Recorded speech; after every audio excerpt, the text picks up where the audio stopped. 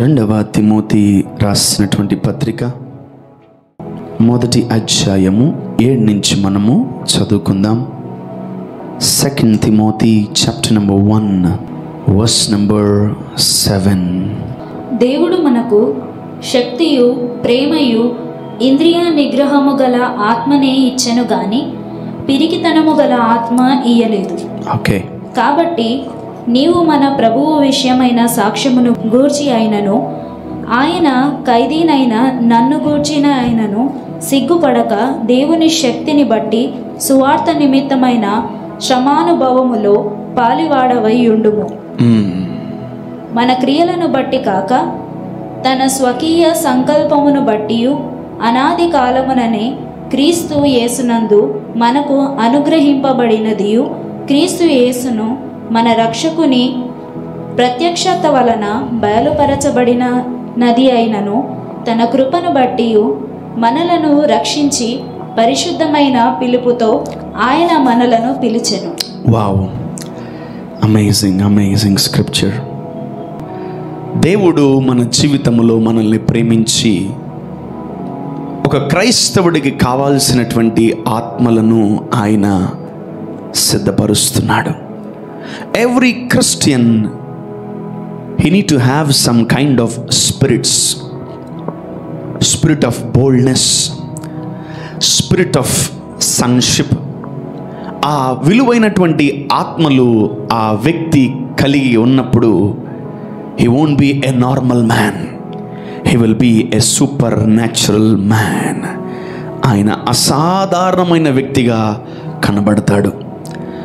ఇక్కడ మనము చూస్తే ఈరోజు we need to deal with the spirit of fear. పిరికి ఆత్మను గురించి మనం ఈరోజు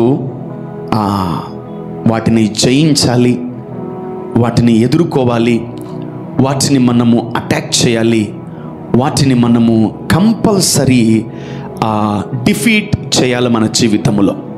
ఇంగ్లీష్లో ద స్పిరిట్ ఆఫ్ ఫియర్ అంటారు, తెలుగులో భయము లేదా పిరికి ఆత్మ అంటారు. సో ఒకవేళ ఒక క్రైస్తవుడిలో, ఒక దేవుని బిడ్డలో ఈ పిరికి ఆత్మ ఉంటే ఎలా ఉంటుంది? How you will be when you are having spirit of fear? ఒక వ్యక్తిలో పిరికి ఆత్మ ఉన్నప్పుడు ఆ వ్యక్తి దేంట్లో పోరాడలేడు, ఆ వ్యక్తి దేంతో కూడా యుద్ధము చేయలేడు, ఆ వ్యక్తి దేంతో కూడా ముఖాముఖిగా ఫేస్ చేయలేడు. మాట్లాడండి అంటే నాకు భయము, ప్రార్థన చేయండి అంటే నాకు భయము, వాక్యం చదవండి అందరి ముందు అంటే నాకు భయము, అందరి ముందు నిలబడండి క్లాస్లో అంటే నాకు భయము, ముందుకు రండి అంటే అయ్యబాబోయ్ నాకు భయం అండి. So every Christian, many Christians are they are having the spirit of fear. ఈ పిరికి ఆత్మ చాలా మంది క్రైస్తవుల్లో ఉంది, సంఘాలలో ఉంది, దేవుని బిడ్డల్లో ఉంది. How to deal with the spirit of fear, or తెలుగులో మీరు చూసినట్లయితే పిరికి ఆత్మ. ఈ పిరికితనము మనిషిని ఏం చేస్తా తెలుసా? విజయాలకి ముందుకు తీసుకువెళ్ళలేదు, నీ జీవితాన్ని ముందుకు తీసుకువెళ్ళలేదు. నువ్వు ఎక్కడన్నా ఆగిపోతావు, నీ జీవితంలో నువ్వే ఆనకట్టలు వేసేసుకుంటావు, నీ జీవితంలో నువ్వే అడ్డుబండలు అర్ధరాత్రిని వేసేసుకుంటావు. No one will stop you, only you can stop yourself. ఎవరు నిన్ను ఆపరు, నీకు నువ్వే ఆపేసుకుంటావు. ఈ పిరికి ఆత్మ ఒక దేవుని బిడ్డలో, దేవుని కుమారుడిలో ఉన్నప్పుడు ఆ దేవుని కుమారుడు ఎలా ఉంటాడు తెలుసా? తన మాట తీరు, తన ప్రవర్తన, తన చూపు, తన నడవడిక, తన బిహేవియర్, తన జీవితంలో జరుగుతున్న అద్భుతాలు ఏది కూడా వాక్యానుసారంగా ఉండవు. So every believer today you need to deal with the spirit of fear. దేవుడు ఓపెన్గా చెప్తున్నాడు, నేను మీకు శక్తిని, ప్రేమను, ఇంద్రియ నిగ్రహము గల ఆత్మనిచ్చాను, కానీ పిరికి ఆత్మను మీకు ఇయ్యలేదు. God did not give you spirit of fear. ఆయన పిరికి ఆత్మను మనకి ఇవ్వలేదు. బైబిల్లో మనలాగే చాలామంది భయపడ్డారు. చాలామంది భయపడినప్పుడు దేవుడు ఎలా వాళ్ళని డీల్ చేశాడు? How God spoke to them. దేవుడు వాళ్ళతో ఎలా మాట్లాడాడు, దేవుడు వాళ్ళని ఎలా ట్రీట్ చేశాడు, దేవుడు వాళ్ళని ఎలా బలపరిచాడు. ఆ పిరికితనంలో ఉంటే నువ్వు యుద్ధ రంగంలో ఉన్న వెనక్కి వచ్చేస్తావు. ఆ యుద్ధ రంగంలో ఉన్నప్పుడు నువ్వు కాలేజీకి ఎగ్జామ్కి వెళ్ళినా వెనక్కి వచ్చేస్తావు. మధ్యలో వదిలేసి ఆ పిరికితనం వల్ల మంచిగా ప్రారంభించిన నీవు ఆ పిరికి ఆత్మను కలిగి వెనక్కొచ్చే అవకాశాలు చాలా ఉంటాయి. There are many disadvantages. నష్టాలు ఎక్కువ ఉంటాయి ఈ పిరికి ఆత్మ ఉంటే మనలో.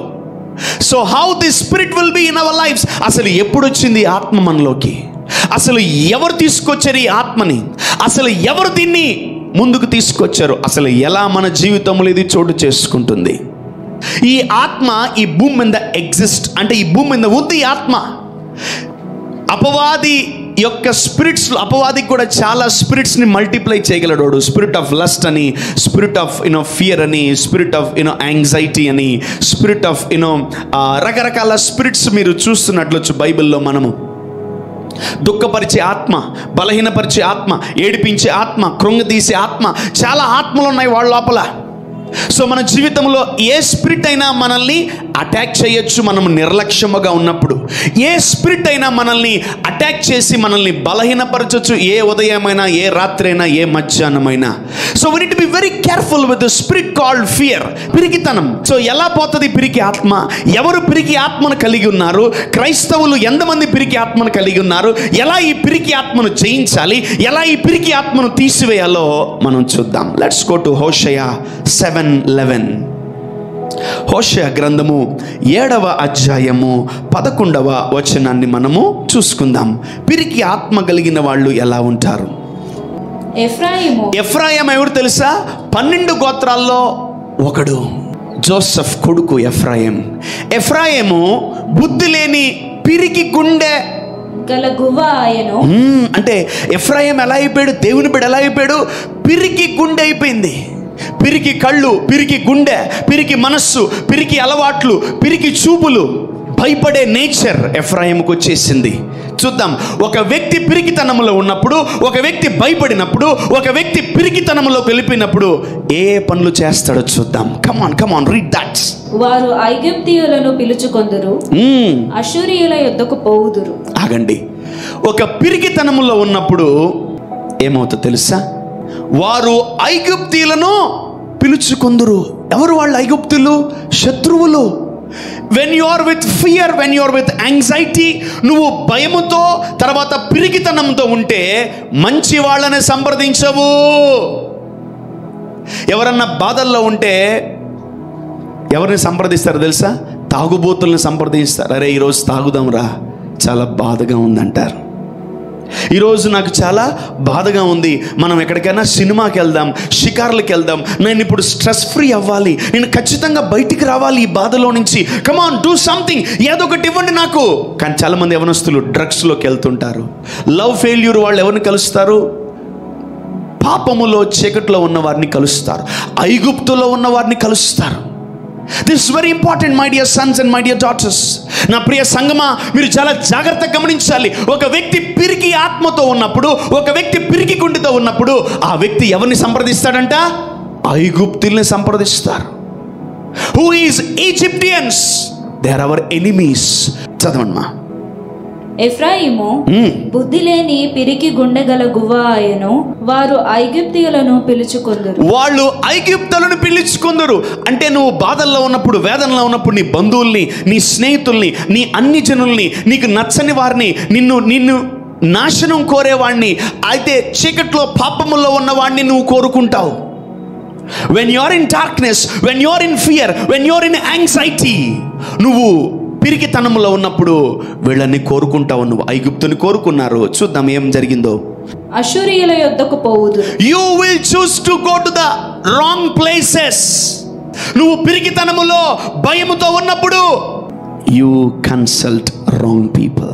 చూడండి, there is a big lesson in this chapter. ఎఫ్రాయిము అనే వ్యక్తి దేవుని కుమారుడు. 12 గోత్రాల్లో ఒక వ్యక్తి, దేవుణ్ణి, నిజ దేవుణ్ణి కలిగిన వ్యక్తి దేంట్లోకి వెళ్ళిపోయాడు? స్పిరిట్ ఆఫ్ ఫియర్లోకి వెళ్ళిపోయాడు. పిరికి గుండె కలిగిన వాడయ్యాడు. వీక్ స్పిరిట్స్ అయిపోయినాయి. అతని జీవితమే వీక్ అయిపోయింది. అతని స్పిరిట్ వీక్ అయిపోయింది. అందుకనే ఈ ఐగుప్తుల్ని కలిశాడు. తర్వాత అష్షూరీయుల యుద్ధకు పోయాడు.